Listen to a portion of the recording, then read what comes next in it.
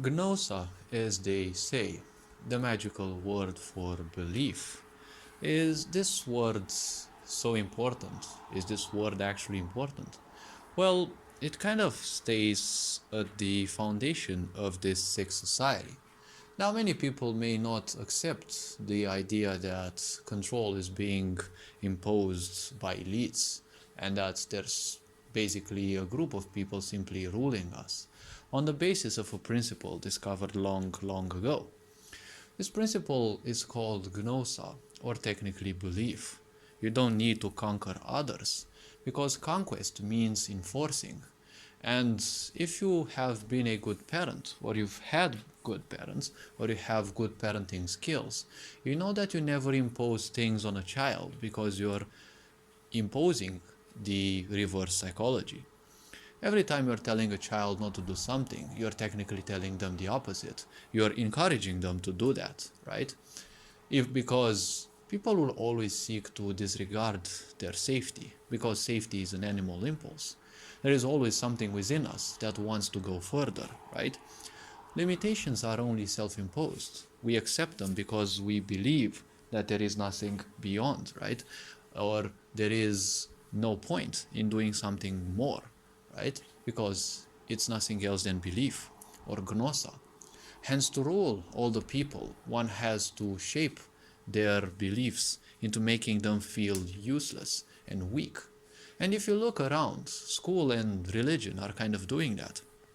Since you are born, you are taught that there is this almighty deity and you are simply hopeless and useless in the face of destiny, and only that being can control your destiny. When you are born at home with abusive parents, you are taught uselessness and hopelessness because you simply can't do anything. Those people will simply abuse you. When you go to school, it's more or less the same. You're going to face bullies who, well, most likely are just like you, out of abusive parents, more or less. Not everyone has to go through this, but in most cases, that's one point. Because this is the quality of life that we are creating, that we are ensuring our people. Because people don't know that your parents, the quality that their body has, will ensure, especially the woman, right? The quality of the energy of the body she has will ensure what quality of life she will invite into her own child. Because if the woman doesn't take care of her body and vibrate slowly, she will attract lower forms of life, which will mean that her child will have greater chances of tending towards ignorance rather than enlightenment, or, well, freeing themselves from the illusions that we live in. So, to conquer people, one needs to hold their attention, because attention spans the idea of belief. What you believe in will always hold all your attention. If you believe that you suck, your attention will only be based on that, because that's how the intellect works.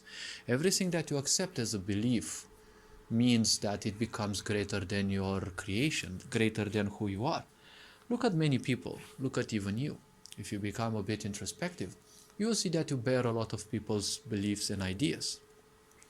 While a belief obviously means accepting something without the necessity for proof.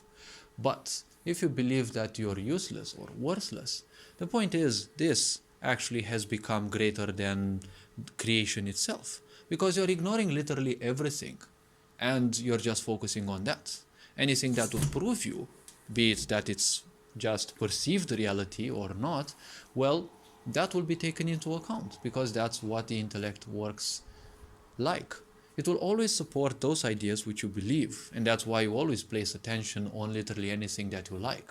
It's a trap of the mind, and many people become too encrusted in it because it offers a sense of safety. It offers you a sense of control and knowing literally everything, when it is nothing else than a limitation. For example, before driving the driver's exam, right, you most likely wouldn't notice any of the driver license cars, right? Those that you have to go through the school to learn how to drive a car.